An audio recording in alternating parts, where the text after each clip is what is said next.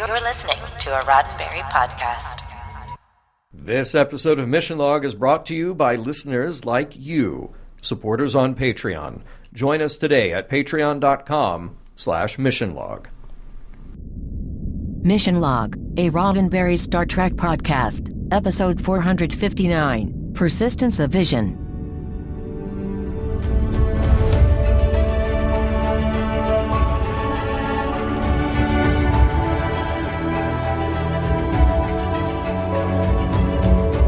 Welcome into another episode of Mission Log, a Roddenberry Star Trek podcast. I'm Norman Lau. And I'm John Champion.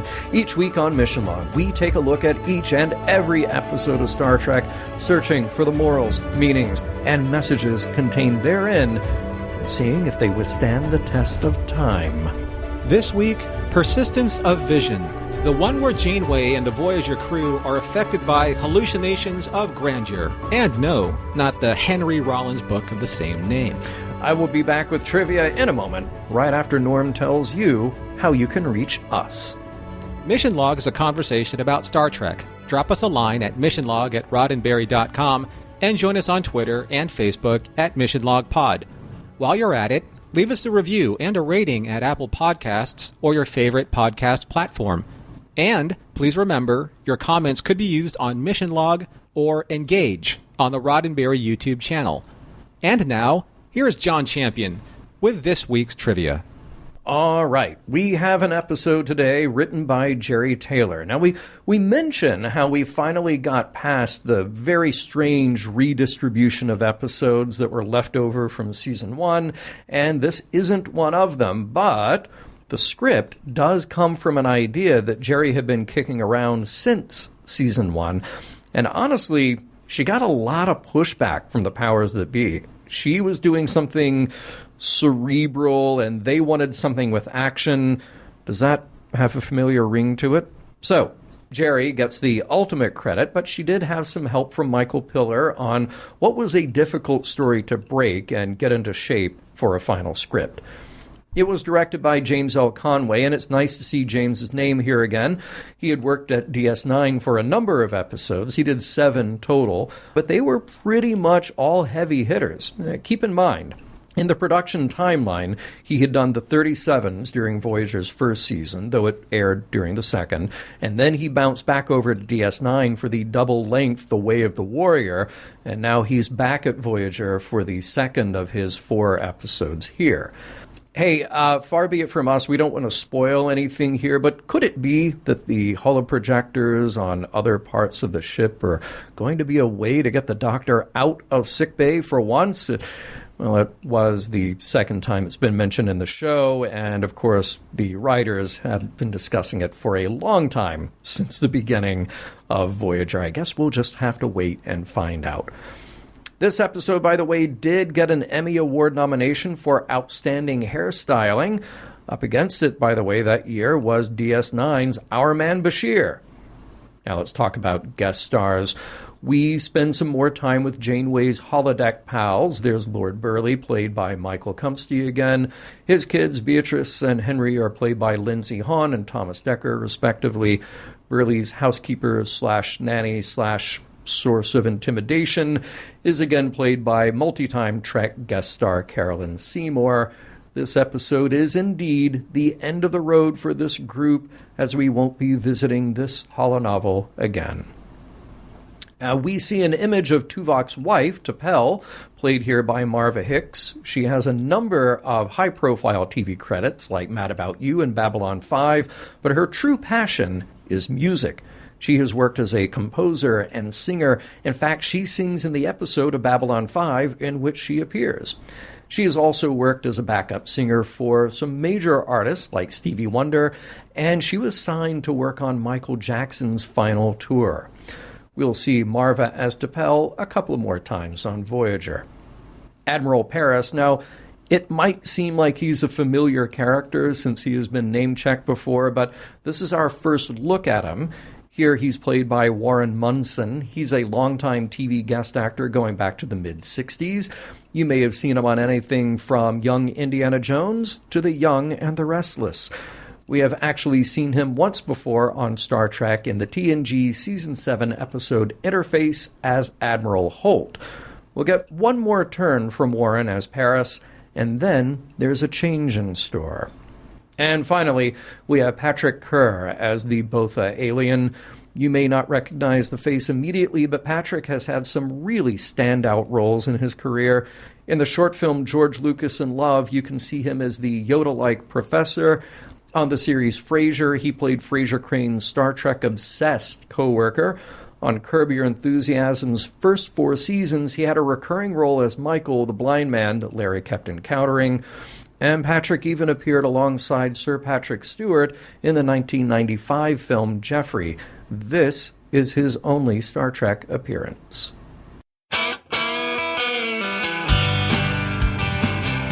Sooner or later, every Starfleet crew encounters something that brings their innermost fears to the surface. I'm sure it'll be fine.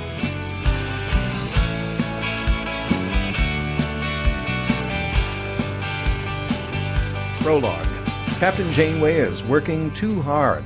She's been called to engineering, having her ear talked off by Neelix about some aliens in the space they're about to cross, overseeing a hologram emitter experiment with the EMH, which does not work. Yeah, she's getting a bit stressed out, and even snaps at Tuvok when he requests a meeting.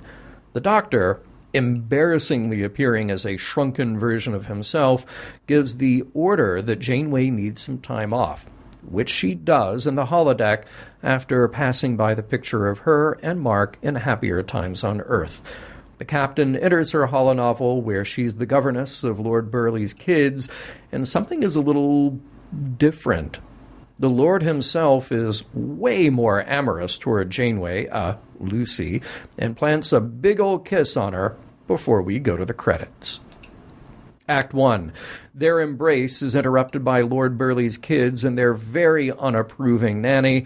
The awkwardness is broken only by the call for tea time, but the little girl, Beatrice, disapproves of the cucumber sandwiches. She does, however, like her late mother's flower-painted teacup. When Janeway, as Lucy, points out that Beatrice is getting quite good at music, it embarrasses the child and she accidentally breaks the cup when she drops it. There's tension all over this holonovel estate, but the answers about what's up with Beatrice and what's on the 4th floor will have to wait, because Chakotay interrupts the playback and requests that the captain return to the bridge. Neelix is already there. He briefs Janeway on what he's heard from his Mithrin friends about crossing into Botha space. Many ships are lost there, and it doesn't seem the Botha even try to negotiate. They're just fierce and combative and don't want anybody in their territory. And now here's a Botha representative on screen, totally obscured by backlighting, stating to Janeway that they aren't welcome here and he's dispatching a ship to rendezvous. They might allow Voyager to pass if they meet the criteria, which, well, he doesn't say what those are. To try to learn more about the Botha, Janeway wants to talk to Neelix, and he invites her for lunch in the mess hall. He has laid out a feast, all kinds of alien delicacies, but 2 things give the captain pause. There's the cucumber sandwiches and the flower motif teacup, exactly like what she saw on the holodeck earlier. She tries to shake it off as coincidence, but that's harder to do when seconds later she hears Lord Burleigh's voice in a corridor and sees Beatrice rounding the corner. She snaps at Janeway but then disappears before there's a reply. Act 2. Captain Janeway is trying to get to the bottom of what she's just seen. She asks B'Elanna and Harry Kim if their experiment to get the EMH holoprojected into other parts of the ship could possibly have anything to do with what she's seeing. The answer is no. They bypass the holodeck systems, but they can still test it out just to make sure. Into the holonovel, Janeway goes again, but that test reveals nothing. She goes back to the mess hall, asking Neelix about those cucumber sandwiches and the flower teacup, and he doesn't know what she's talking about. Time for a medical checkup, and the EMH can find nothing physically wrong with the captain. He says he'll check for external factors, bacteria, a virus, an alien intruder perhaps. Coincidentally, Cass gets a bad spell of the shivers.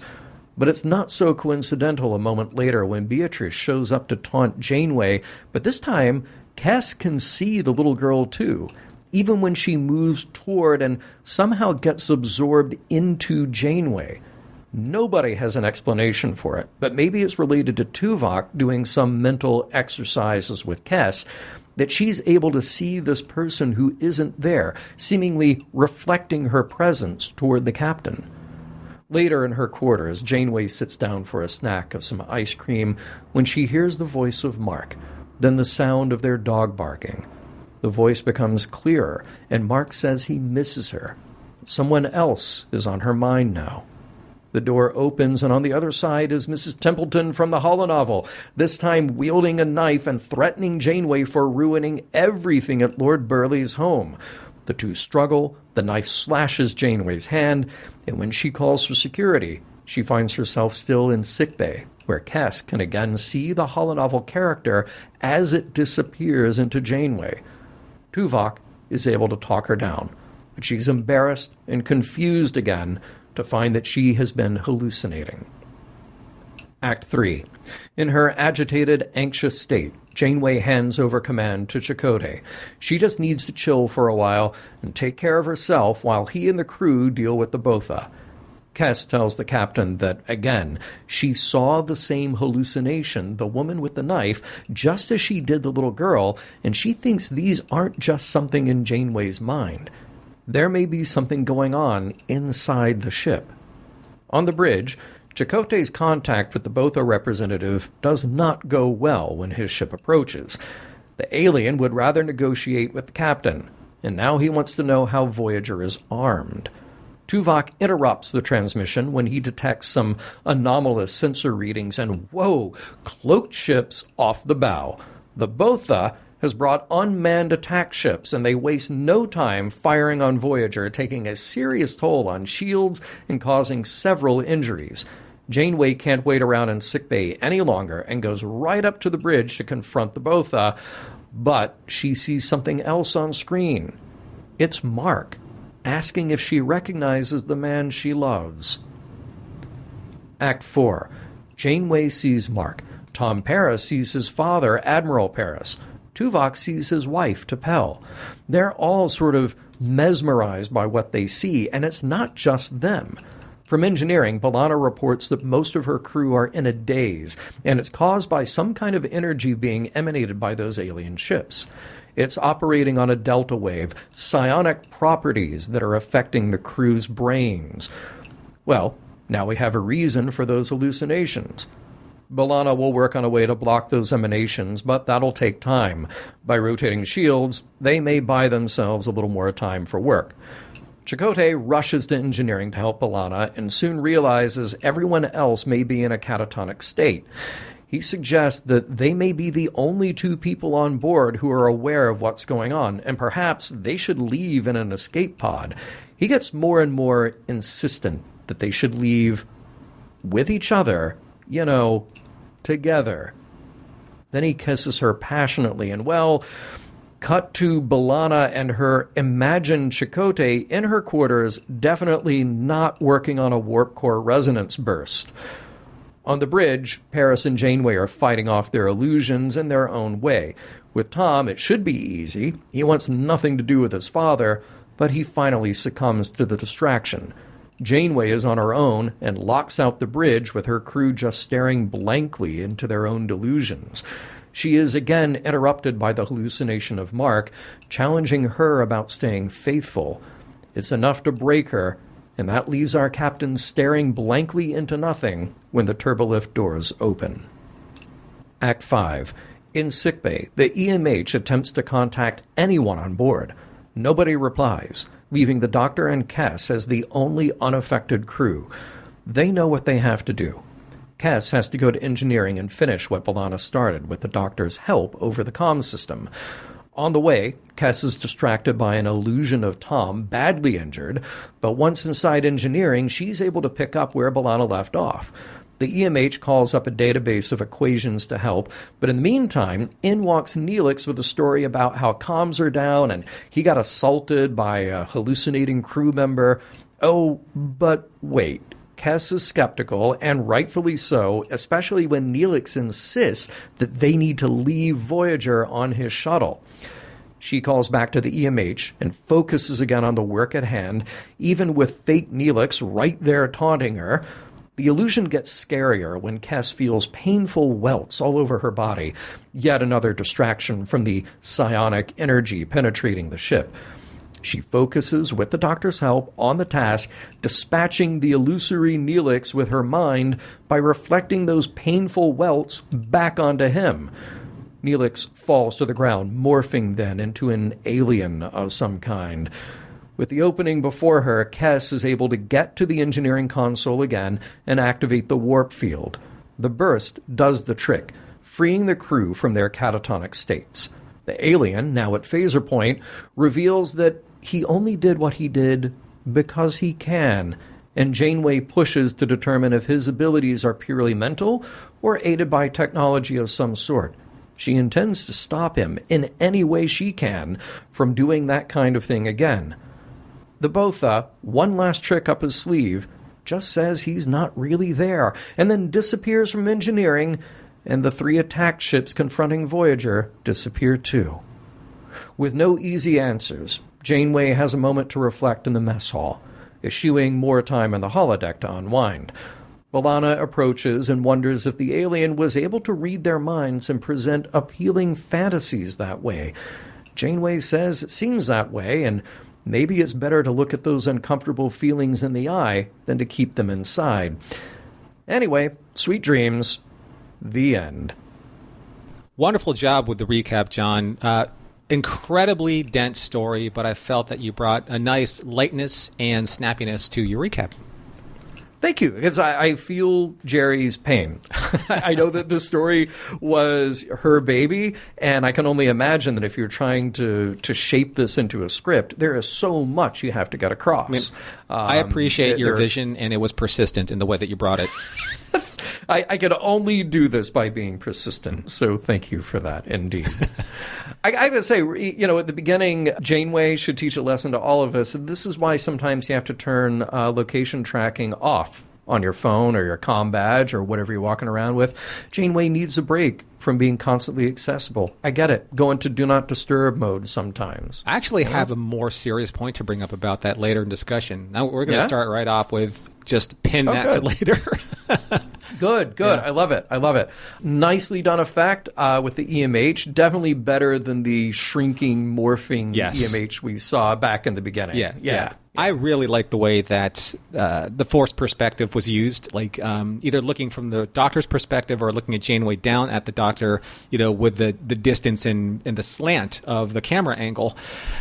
It would have been funny, though, just out of context, walking into engineering at that time, seeing the captain like down on the ground talking to the doc, like, what's going on here? Right. But the Doctor, I know that this is not intended, but sometimes you can't help but hear phrasing. Yeah. So the Doctor asks the captain, how long has it been since you've done something pleasurable for yourself? That's kind of personal in so many ways, right? Kind of personal, kind of an awkward turn of phrase there. Like, how long has it been since you've taken a break? Maybe that's how you phrase it. How long has it been since you've indulged in a Harlequin romance novel? Yeah, right. Speaking of, Janeway full-on changes in and out of her 19th century governess dress, but last week she wouldn't wait 5 minutes for Tom Paris and Neelix to get out of their spaghetti-covered outfits. Right. I guess that's just the privileges of command. Well, she didn't have a postanuity, person on board. So, when Chakotay interrupted her holonovel, now remember, this is a doctor-prescribed break from her duties. Only the Doctor is allowed to do this to the captain. I remember, the look on her face was kind of like, really? And I remember when I was a kid, my dad was a doctor, and he would have his beeper on him.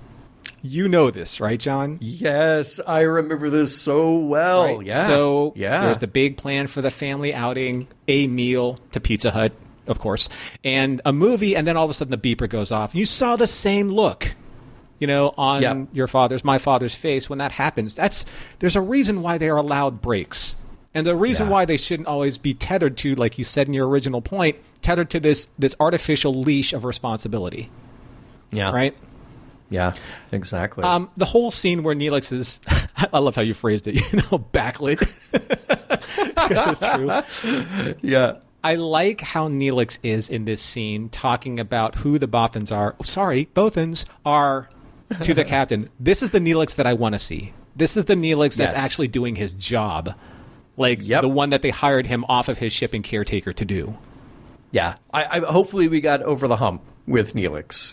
This was a good return to the form that I want to see, But I got to say, Neelix is maybe not necessarily on everybody's good side. That look that Tuvok gives when Neelix offers lunch to the captain, oh my God. Man, Tim Ross can do the most beautiful eye roll, the most beautiful twitch of an eyebrow to just express everything. His eyebrow arch had an eyebrow arch in that scene. Yeah. Yeah. All right, folks. So here we go. I'm calling John out specifically on the carpet for this. Okay. Timestamp 10:45. Okay. We have entered the champion zone with a wonderful shot of Neelix's buffet. Take it away, John. Glad you let me do this because, man, Neelix has got a feast going. Look, I don't even mention the cucumber sandwiches. I mean, those look like pretty solid cucumber sandwiches. But, all right, first of all, the pate. Look, this basically looks like brown whipped cream on some packing material. But you don't put whipped cream on a set. So I'm not sure what that actually is. I might have an idea for you there, John. You might? Okay, yeah. Okay. What's your take? Was it pureed nut frosting? Oh, perfect. Okay. Perfect. I think that's where we are. Yeah. So the return of the pureed nut frosting. Yes. The brine-soaked nacelle strips, could be a pickled cabbage something. Looks like almost like a spicy, like a kimchi kind of pickled cabbage thing, but just in long strips rather than in chunks, That would definitely hold up on a set. And then the deviled woodthrock, I think we get a visit from our old friend. It's the old sweet potato starch, konjaku, sliced up. Well done set dressing. When you said deviled woodthrock, I wanted to throw up my Ronnie James Dio, his his horns, like deviled woodthrock. Yes. Hello, Cleveland. Yes. Right? I love that. That's a good band name. Anybody can have exactly. it. Yeah. So the cucumbers, as you mentioned, the cucumbers that were the bedding for the cucumber sandwiches, the way that they're plated. Right. Now, when those cucumber sandwiches are finished, do they take that plate back and then those cucumbers that are actually the bedding become the filling for the next cucumber sandwiches? Yeah, see, that is a weird way to plate that because it's why do you put the filling of the sandwich under the sandwich like that as a garnish? It's too meta. It's a meta cuke. Right. At that point. Well, here's a metacuke. There's another one. It reminds me of the era where she saw those cucumber sandwiches first. In Burleigh's estate, it's so very aristocracy-esque to do something like that. Like, it's just food. We can waste whatever we want. Let's just waste food. Yes. Yeah. I love it. Right. Oh, there's a detail that I love here, and we get it every now and then on Star Trek, where you have the holodeck control panel built into the set of the holodeck. How much do you love that, right? Okay. I want to say they did it, back in one of the Moriarty episodes, maybe even the train as well, when you have the holodeck controls built. I love it. Like, okay, what happens if a holo character discovers that? As like a Moriarty would. And here's the thing, the computer's being very clever at that point, because the computer could just make it appear the same as you'd call for the arch or call for the door. Right. But no, the computer's being super clever and putting it behind a panel that then I guess you just have to find. How do you know what door it's behind? As a player, right? I love it. I love it so much. But at the same time, though, I'm completely on board with you on this. Like, two of my favorite aesthetics together are something completely antiquated and something completely modern, like bleeding edge technology. Yes. And I loved how that fit in. Interesting that you bring up the whole what would happen if an actual character inside the holodeck would find that, because Janeway forgot to close the door when Burleigh came in. Oh my God, she did. Yeah. Yeah. So Burley be like, and what Burley, is that? Is this some type of new fireplace I don't know about? Right. But because Burley called her out for the costume, for a uniform. So absolutely.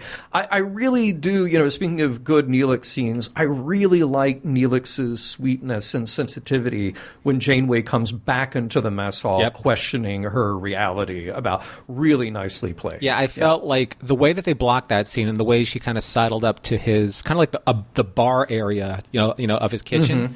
He kind of played like kind of bartender, kind of counselor, like kind of confidant, but he was really just very, like you said, genuinely sweet and concerned, about her. This is again another note for what I'm liking about Neelix in this episode. Yeah, for sure. I love the EMH asking Janeway, was the holodeck relaxing? Like, dude, is it ever? Right. The holodeck is never relaxing. It is, even if you choose something that doesn't go nuts and try to kill you, it is still an enormous challenge, whatever is happening inside that holodeck. Right. And I do love the EMH saying, my programmers didn't clutter me up with pithy Earth trivia. They programmed me with far more important data. That was very cool. Mm-hmm. And I gotta hand it to Janeway, cancel the vegetable bouillon. Bring on the coffee ice cream. I am right there with you. Well, she's on a doctor prescribed break, right? So yeah, she's got to. Okay, so exactly. What I love about this is that one, she has coffee in her dessert, her ice cream. So that thematically tracks. Mm-hmm. But the bowl, there were 4 large scoops of ice cream in that bowl easily. Yes. So I'm just the witch. I'm kind of curious. Does the replicator create the right sized portion for the person who's ordering the food? I've never seen anyone say double. I want a double serving of this. Oh, right. Yeah. And then you always have to add extra sweet or extra something. So I'm wondering, and yes, we know that there's a series out there where that is taken into consideration. But for Voyager, in this era, do you ever see that happen? No, I don't believe so. Yeah. Very cool. Yeah. Another timestamp I wanted to call out, 20 minutes, 46 seconds. Makes me ask a question. Do all captains have a fondness for antiques? Because on Janeway's credenza, because swords and antique swords are something of a passion of mine, there's an antique backsword or an antique broadsword. Your mileage may vary on the ID, but on her credenza, because you can see the hilt design. And then when she's standing in the archway of her bedroom, you see a very nice baby grandfather clock next to her. Yeah. So it's just really wonderful additions, to the props that are in her suite. I love that. I absolutely love that. I so dig Tuvok just interrupting the transmission, just unilaterally deciding, I interrupted that. I made it look like an accident. He's so on top of it, and he's got the skills to do it. I love it. Mm-hmm. I love it. And you got to also love Tom Paris just keeps calling out evasive patterns. Just go left, go right, psych. Right. That's his just call it something else, call it something cool. Oh, it's a good thing that Kess wasn't on the bridge, or she would have fallen into his lap. Oh, right? Yeah. Right. Paris won. But, so those are good points, John, but I wanted to bring up those two specifically also because it's as if Chakotay doesn't have command of his own bridge. Mm-hmm. Because Tuvok does something that he didn't even consult with Chakotay, even in a DM form. Right? It's hold on a second. Right. I'm going to do something that I'm not supposed to do, but I'm going to do it anyway because. And then Tom's Chakotay had evasive pattern, whatever, and then Tom did the next evasive pattern. What if it was the wrong evasive pattern that Chakotay didn't want? Yep. Right? Good point. Good point. Yep. Yep, I appreciate that. I do want to know, why wasn't Tom hallucinating, the Delaney sisters or literally anyone else? like everybody else has these mostly pleasant delusions until they go wrong. Tom, they just start off here's the guy you hate, I really like the shot of the three both in ships when they surround Voyager. It reminds me of old TOS framing, in the Enterprise incident where they all cloaked around the Enterprise in that very traditional view, that POV of us looking at the decloaking ships surrounding the one ship. Very, very traditional. Yeah. Okay, so that was the timestamp, not my last. Yep. No, fair enough. Fair enough. I do want to point out, because I left it out of the recap. The problem with an episode like this is there's so many little diversions and reveals, mini reveals, big reveals. But I love the reveal of Chakotay in the turbolift after we just saw him in bed with B'Elanna. Mm-hmm. Well, we saw the delusion, the hallucination of him in bed. It was a great way to reveal the circumstance without explaining it. Right. You know, that I thought that was very sharp. So I watched this and I rewound this specific area of time around the scene. But when Kes said, she and the doctor were trying to figure out how to do the program, the resonance burst. And then the doctor says, I discussed the matter with Lieutenant Torres. I think I understand the basic principle behind her plan. How hard can it be? When? When did he do that? That was a little bit of just a script doctoring. Somebody just went in just say that happened. Sure. Yeah. I know the audience out there, it's you don't have to see everything, but I do. Yeah. Sorry. Yeah. Yeah, exactly. Also, because we bring up all these instances where the doctor's becoming even more omnipresent, omniscient on the ship.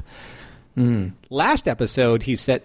Yes, last episode in Parturition, he said that he has the ability to eavesdrop in certain areas of the ship.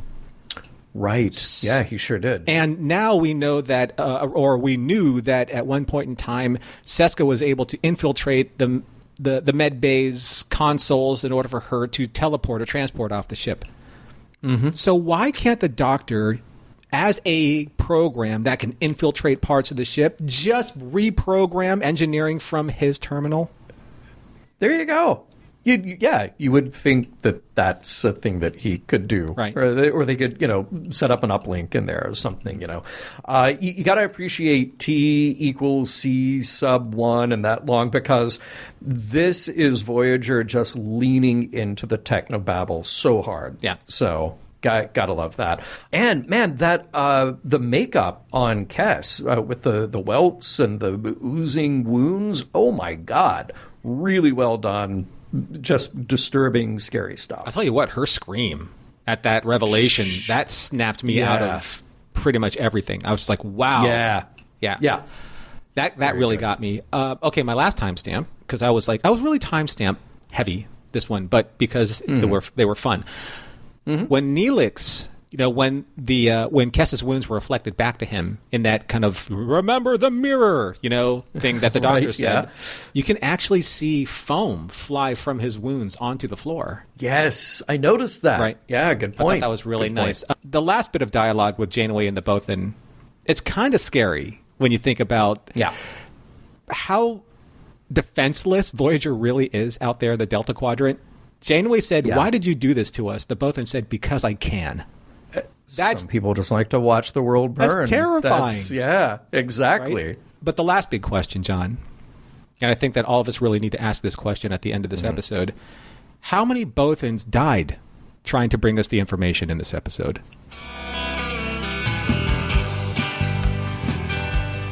I wonder what kind of vision Dolby had. Probably a giant fist. A giant green fist floating in space. Poor guy.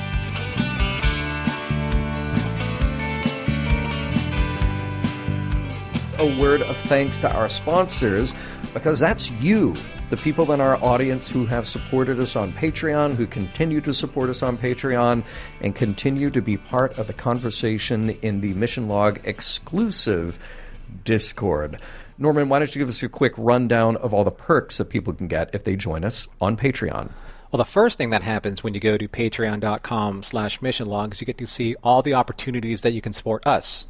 And you get to join this incredible community on Discord. And Discord is this wonderful group, this server that we have for Mission Log, which allows people to share their fandom in all sorts of ways, with all different types of channels, with all different types of fandoms, ranging from food, number one, to different types of science fiction or fantasy or books or movies.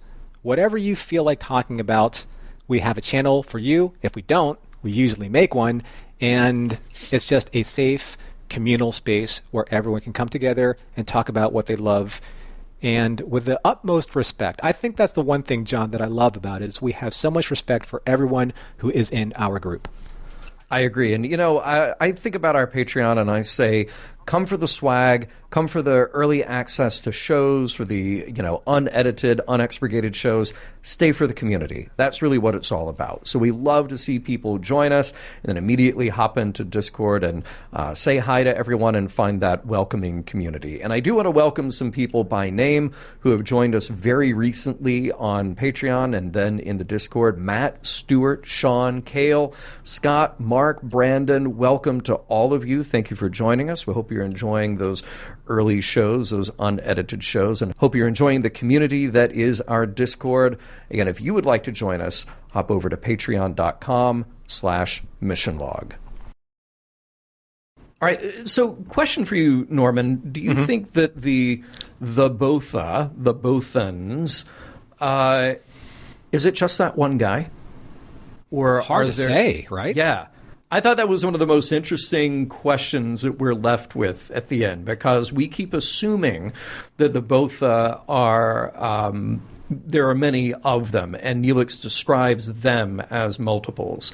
And he says they're just odious, pernicious vandals, basically who protect their space. So, I feel like we've met the Kazon, who are kind of like that. They have like a gang and they're aggressors, and it seems like the Delta Quadrant is just crawling with this type. And it did make me think, like, what do you do with an aggressor with whom you can't negotiate because they won't negotiate? But this kind of puts an interesting spin on it. Like, we can make all kinds of assumptions that could go one way or the other. You could say that the both are many, or is just this one being that has these powers.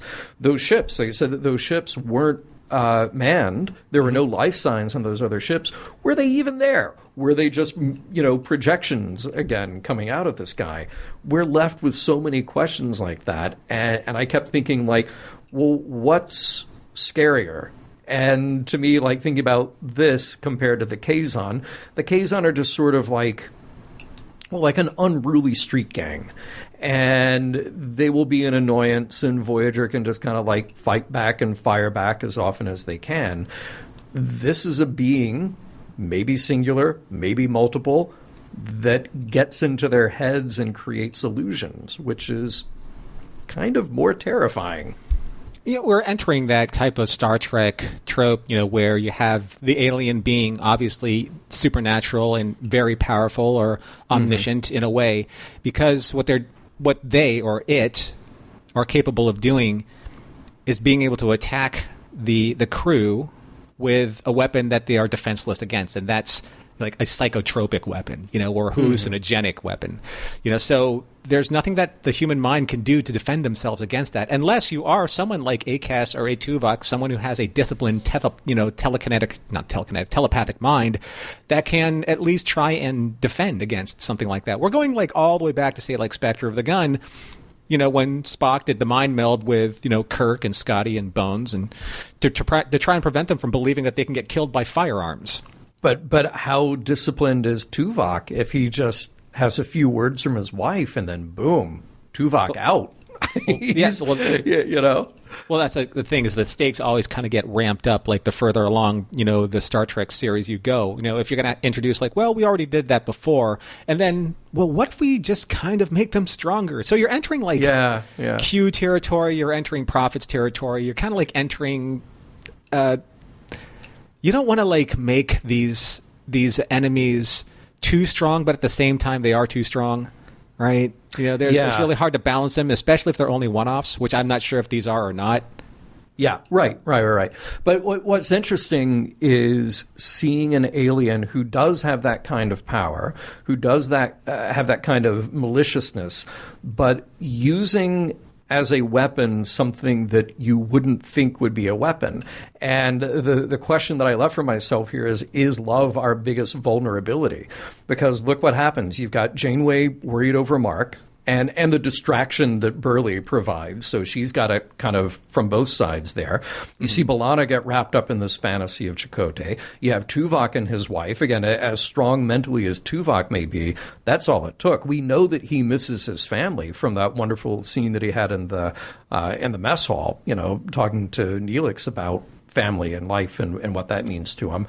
Harry mentions Libby, so she's not totally forgotten at this point. And others, we presume, throughout the ship are doing the same thing. I mean, except for poor Tom, he's just haunted by his awful dad. Okay, I get it.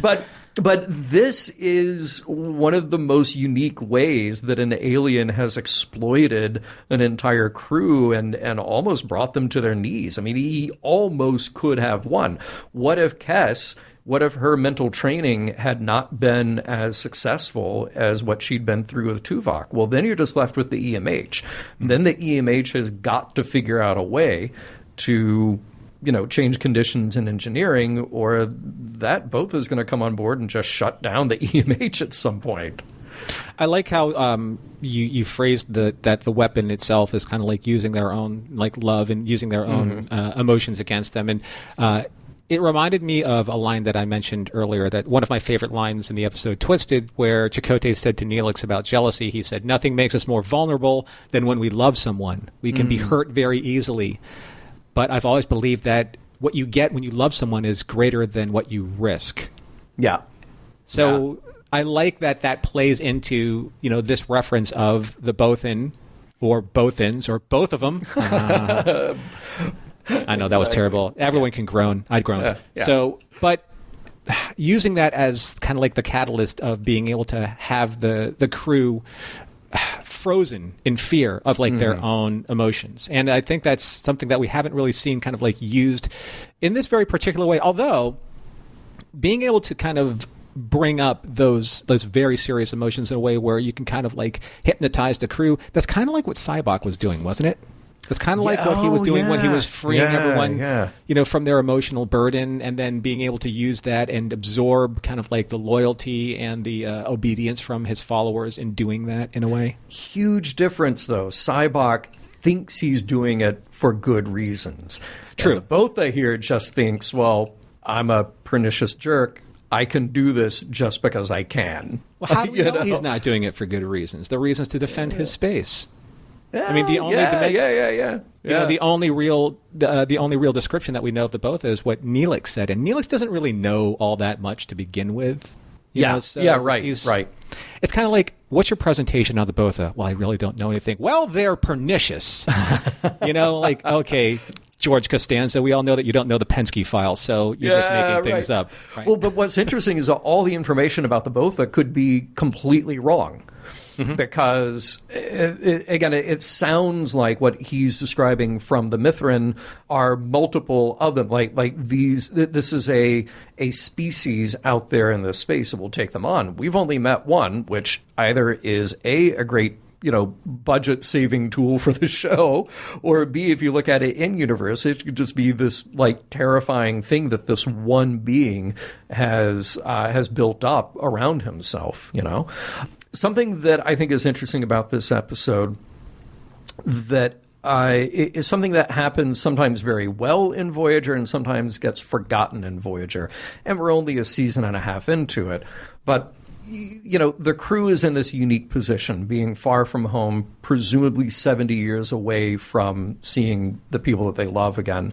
So when you get moments that the crew actually has to think about and reflect on their personal lives and what this means about their relationships that they left behind, I think these are all meaningful and they all ring true for the characters. So I appreciate that at the top of the show, we see Janeway just contemplate this picture of Mark before she goes into the holodeck. Even before you know what the episode is about, there's this thing here's the real person that she loves, but look, she's stuck out here in the middle of nowhere. And there is this wildly gray area that shows that one set of standards doesn't always apply to all people in all situations. She loves him. She misses him. He's also on the other side of the galaxy. And here she is with the very real need to unwind and feel something other than just the burden of command. I think all of that was written so well and got across so much about her and about the reality of her situation. And then I went back in my head to a discussion that we've had on this show before, and many other shows have had in discussions about Star Trek. Is it cheating if you go too far in a holodeck? I don't know, but I do know that a lot of people in the 24th century are probably doing the same thing. So our modern take on what may or may not be cheating, virtual or otherwise, probably has long ago gone out the airlock. It is probably a whole other discussion by the time you get to the 24th century. Morality, trying to project human or religious morality from today to human and religious morality 400 years from now, that's a very difficult conversation to have, I think, because so many things are going to be able to change or have the capacity to change. Just think of the conversations that we're having now about inclusion, about, sexual fluidity, about gender fluidity, about, who people are and how people are coming to be. Yeah. And then extrapolate that over the course of, again, the next, 300 something odd years. Yeah. That's a reality that's going to be completely different and foreign to what we're talking about now. Yeah. Yeah. So, well, yeah. Trying to project that into Star Trek of yesteryear, not animated series yesteryear, but of yesterday, I should say, of 1995, trying to say, these are what the writers are intending. And they probably weren't as deft of writing that type of sensitivity then to say now. Think about the sensitivity that they're writing through Star Trek now. Yeah. And then think about what they're going to be able to write if this entertainment form as we know it exists 300 years from now, 400 years from now. Well, I think what's so cool is that you can take a character like Janeway, who we're all sort of behind, we're all rooting for, and we can feel the reality of her situation. The way this is handled, it's not melodramatic, it's not scandalous, it's not anything like that. It's just wow, we feel for her from the beginning because we can see the stresses of command.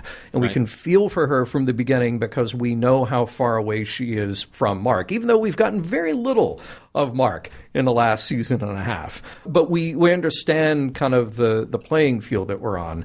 And then we can also understand the allure of the fantasy. We can understand why she would need to lose herself a bit in this other story, especially because of the circumstance they're in. It's a very deft thing to be able to do with a script like this and make us sort of get her instead of being shocked by her or having judgment about her. Well, I think that a lot of this kind of leans towards something that I found very interesting this episode, and that's this work-life balance dynamic that is, it's a very real, very a relatable construct that's in most people's lives, when we're deciding whether or not to put in that extra hour of effort for work because we don't really have the balance of being able to separate ourselves from that and to take that hour and enjoy ourselves. Because somewhere along the line, we've been trained or conditioned in a way to believe that the more that we do, the greater the reward. Well, the greater the reward should be the reward of oneself. The reward of being able to take time for yourself and be able to spend time with either what you want to do or with your loved ones or doing something that allows you to recharge your batteries. That's why the Doctor is able to do what he did. That's why I made a point, say in Parturition, where Harry was literally about to sit down in the mess hall and then he was called away. You're off duty. Yeah. You should be able to eat your meal. It's not and you know what? I'm not disparaging the characters. I'm disparaging what is happening to them. He's not the only operations officer on that ship. He should be able to sit down for at least half an hour and eat his food and comfort his friend. Same thing with Janeway. She should be able to do her romance novel and not get interrupted. She wants to be interrupted because she doesn't know how to balance her personal life and her professional life. And that is a problem. That's a real, serious, real-world problem. And I think we all relate to that. We always say we're too busy. We don't have time to. We make excuses for. But 10 to 15 to 30 minutes out of the day just for yourself can do an amazing thing. Oh, man, you're hitting close to home. You're reading very close to home. I'm going to throw out another idea here that it may come back to in the wrap-up, or it might just be a thing to ponder, because I kept thinking about the approach that the Botha has and what he's doing with them. And it really comes into that last scene where Janeway and B'Elanna are talking about what just happened to them. And I wonder, because we've talked about this again before. We talked about it in, The Naked Time, The Naked Now. These are other examples where it comes up. Does being under the influence of something, a drug, a virus, alcohol, a pernicious alien who just wants to mess with the people around him, does it make you out of your mind, or does it bring out what's really on your mind?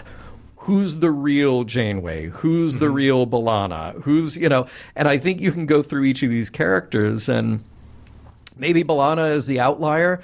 Maybe Janeway is a little bit of an outlier too. Maybe Lord Burleigh isn't that much of an appeal. That's just sort of a recent strange thing that happened to her, but her mind's really still on Mark. Obviously, Tuvok, thinking about his wife, wants to be with her. Again, poor Tom Paris, if this is what's foremost on his mind, poor guy. But like with B'Elanna, I thought that was a strange but also really inspired choice to have that go the way it did. I was thinking about those examples that you brought up, and maybe let's look at it a different way. Maybe the characters that manifested themselves in front of all the crew are what they feel guiltiest for, or who they feel guiltiest for. Oh, okay. Right, because Janeway obviously feels guilt for leaving Mark. Tuvok feels guilt in the way that a Vulcan would feel guilt for leaving his family. Maybe B'Elanna feels guilty for never expressing what she truly feels, and Tom feels guilty for disappointing his father, because all he hears from Admiral Paris is how much of a failure he is. Oh man, it's the guilt episode. That the Botha are guilt vultures. That's what they are. I just had a revelation, John. Okay. Persistence of vision was the first choice, but the second choice for this episode was called Guilt Trip. But you know what I don't feel guilty about, John? You know what trip that doesn't make me feel guilty? What's that? Let's take a trip through Neelix's character development in this episode. I found the Neelix in this episode, the Neelix that I've wanted to see, not necessarily since Jetrel, but the Neelix that was introduced in Caretaker, and we haven't really seen since. We've seen the jealous puss hog, real viscerally jealous, angry Neelix. But this Neelix is like a totally different written, acted character. Do you agree? I wonder if it's two things. I wonder if it's just Jeri Taylor having such focus on this episode that she was able to kind of right the ship here. Or I wonder if it's like, okay, we've gotten past, maybe we've gotten some feedback, we've seen where Neelix went off the rails. So now you have that combination of Jeri and Michael Piller going like, oh, okay, let's do Neelix some justice here. And by the way, I want to throw out as well that it's not just that Neelix is so good in this when he's Neelix. Even in that last scene where it's the hallucination of Neelix, just seeing Ethan play that and play him dark and aggressive in a different way, because it's not him, it's the voice of the both of there. Right. I thought that was great too. I thought that was handled very well. And what was really nice was to see Kes push back against that, because all along I've wanted to see Kes push back against the real Neelix. At least I got to see her push back against hallucination Neelix. Maybe that'll seep into her real life too. Well, I mean, that's what I wanted to extend as well. This wonderful redirection for Kes and being able to lean on Jennifer's talents of just being a very good actor. I thought that being able to bring back and reference her accomplished telekinetic or telepathic talents was really smart, going all the way back to the first few episodes when they were first, touched on. I just felt like after Parturition, this entire burden of what do we do with these characters has been lifted, and now these characters are actually being very refreshing to watch. I guess that's the best way of putting it. One last thing, though, that I wanted to bring up, and I did make a small mention of it earlier on in our observations, but is Chakotay just a figurehead of a first officer? I was thinking about that right when you said it the first time, and certainly I noticed it in the episode, and I wondered, well, maybe this is one of those situations where you have to look at Star Trek Voyager in two realities: the reality of the story and the reality of the production. And the reality of the production is, well, Janeway has to be the captain. She has to find the motivation to come back to the bridge and write what's going on, what's failing up there. Okay, but in the story, that question remains. Is Chakotay incompetent? Is he just not maybe he's competent, but he's just not the person who's cut out for this job at this time? Because, man, I love it when Janeway arrives back on the bridge and she just instantly takes command again. Right. Like, you're not getting that. We're not surrendering. Here's what's happening. I mean, boom. And these are all things that you think that Chakotay could do, and you have to wonder how he was when he was a Maquis. But he seems out of his element. Well, let me ask you this.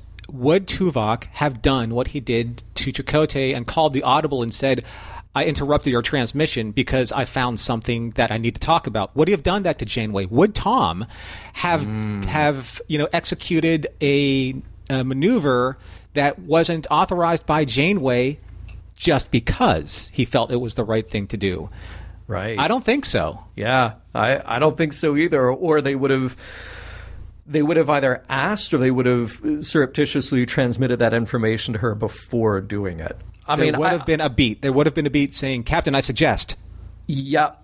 Right? Yep. So why isn't Chakotay afforded the same respect when he said just 30 seconds before any of this happened, I act for the captain when she's not on the bridge? Yeah. I love that moment with Tuvok. I really do. But I can't see him pulling that with Janeway on the bridge. It's a good thing other Bothans didn't show up, offering information on the Death Star, and Janeway would have had to tell them they had the wrong number. Super awkward when it happens.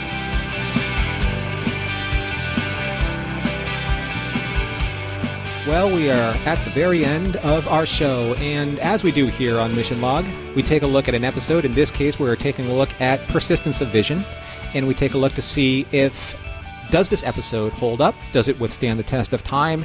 And then we finally conclude with, did we find any morals or meanings or messages contained therein?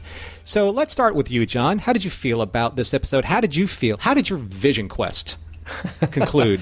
Was it persistent with persistence of vision? I was very persistent in watching this episode multiple times and taking notes on it. And what I can't say on our podcast, but I would say in real life, is that this episode is bat bleep crazy. And I happen, yeah. I mean, look, we can say it. Look, it's not you, it's not me, it's the algorithm that would block us. So, yeah, it is bat bleep crazy. And I happen to love this episode's commitment to the total bat bleepery of it all. I mean, sure, it comes at you like another holodeck is on the fritz story, and it was starting to lose me if that's all it was going to be. But no. There's so much more. I appreciated the very idea of a captain who has to maintain control, but at the same time is questioning her sanity, her reality. It is played extremely well by Kate. Just watch that scene in sickbay again, where she first goes to the doctor thinking that there's something wrong with her, Watch the reactions of the people around her. It's all played in a story that is crazy. It is played so well and so real with her. The weird little details that seemed disjointed earlier, like the teacup and the cucumber sandwiches, they play even better on Rewatch. At a certain point, this episode just decides to lean into its own insanity. Like it's sort of like the episode is saying, I'm sorry, were you expecting a rational explanation for all of this with clearly defined motivations by the antagonist? Because too bad. How about a couple of officers making out instead? We're going to give you that because we can. Star Trek can't pull this off all the time, but every once in a while, especially for a series where we've gotten a lot of episodes that feel maybe just fine and not great, this one stands out. And look, you can come at me with criticisms because I'm giving this a bravo and well done. I think it absolutely holds up. How about you? Thinking about the episodes that we've seen so far, and one that I think enters kind of like the realm of like this mind bat-esque, bleepery-esque type of feel and flavor to it was projections, because you just felt again that was going deep into the psychoses of a character or characters, and then making us feel unsteady as if we don't know like where the next surprise is going to be. And the revelation of Kes being the Doctor's wife in that, and then him coming out of all these different phases of the dream state, very much like the way that Janeway was attacked in her quarters, but then all of a sudden it pulls back and she's still in the infirmary being wrestled by Tuvok to try and snap out of her psychosis. So I was like, those moments, they're brilliant when they land. And this one, and that one in particular, Janeway's in Medbay, that landed perfectly. So Yep. I think maybe for the first time this season, looking at all the episodes that we've covered so far, I think that this is the first one I've really enjoyed, really from beginning to end, like pretty steadily. There were so many elephants. Elephants. Hey, there could be elephants, hey, It's a projection. There were so many elements in this episode that worked for me, especially Kate coming back to the center stage of an episode. That's very, that's a very important thing. We can't lose sight of the fact that every once in a while, your lead character, the first female captain, an actor of Kate's, her gravitas, just has to kind of re-anchor like where you are in a series. And in this case, because that she has the ability to be able to play all these different depths of her emotions, so well and so realistically, it draws you into the performance. It draws you into the illusion of what this is. You believe what she's going through. You believe the pain and the angst and the desperation and the separation anxiety that she has from the life that she left behind to like where she is now with the current stressors of her work. I really love that there was, again, this return to form, and she never really misses a beat. She's, par excellence, of that kind of a talent.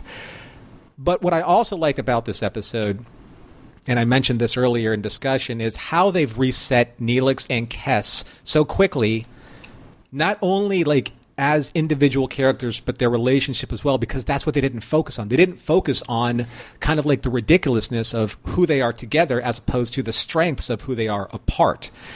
And allowed Jennifer to be the characters that they can write for, and they wrote for them very well in this episode. So I like that everyone in this episode that they focused on, they just felt like they brought a very genuine performance.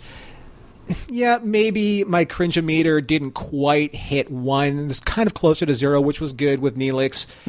Even in like when he was kind of like being creepy, in the engine room, I knew it wasn't him. It wasn't the, the green-eyed puss hog jealous Neelix. It was the Bothan facsimile of Neelix, which means I can forgive that.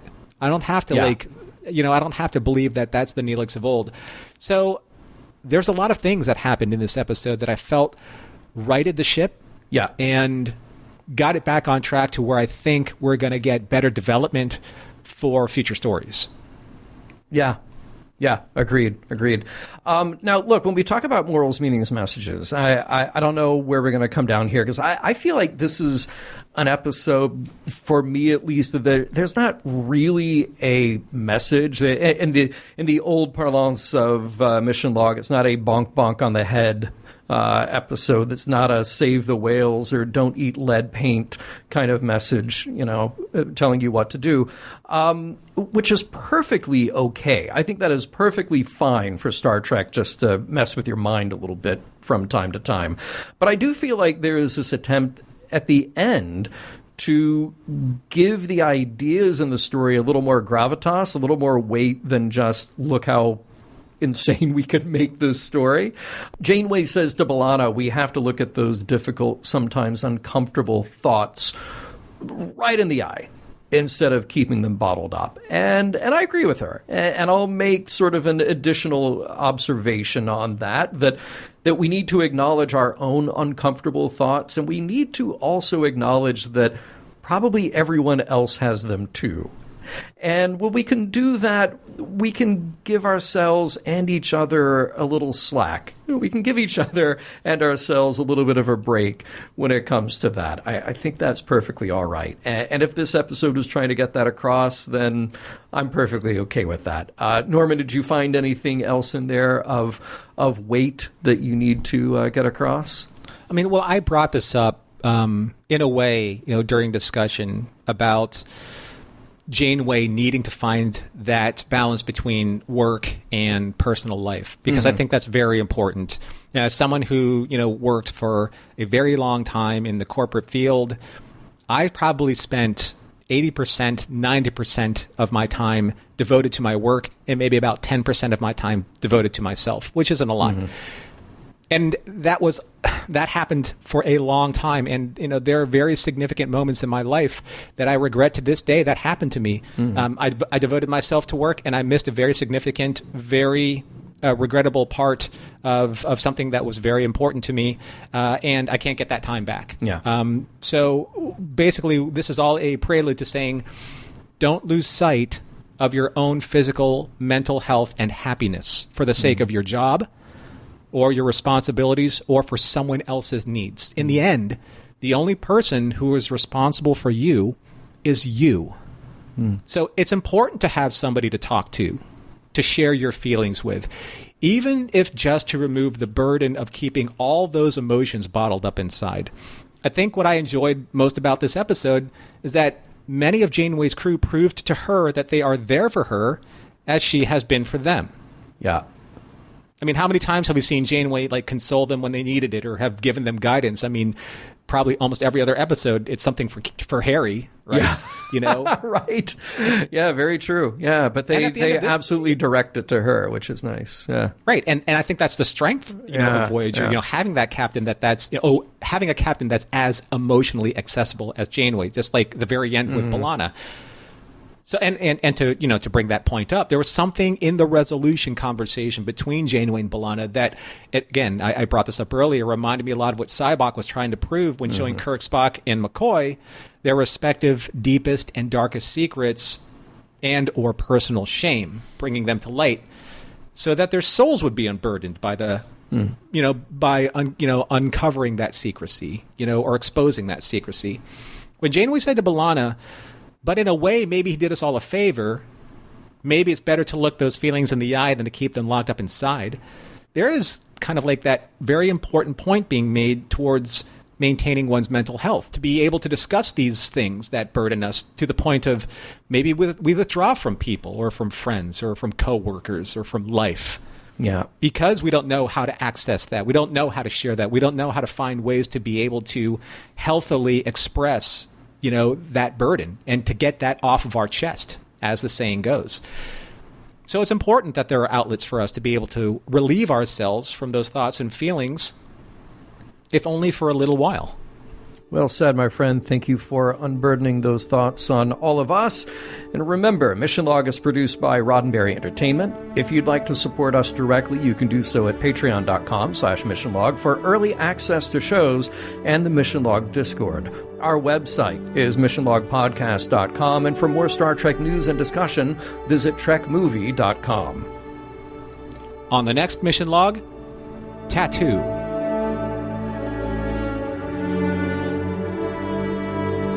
Some of the music for Mission Log provided by Warp 11, online at warp11.com.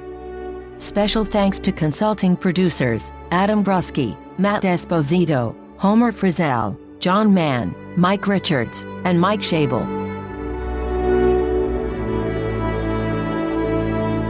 The Bothan tormenting Voyager's crew just for the lulz is proof that even internet trolls will continue to evolve into the 24th century.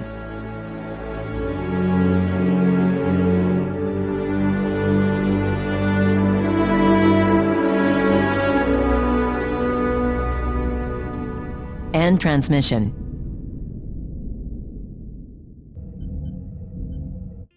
This is a Roddenberry podcast. For more great podcasts, visit podcast.roddenberry.com.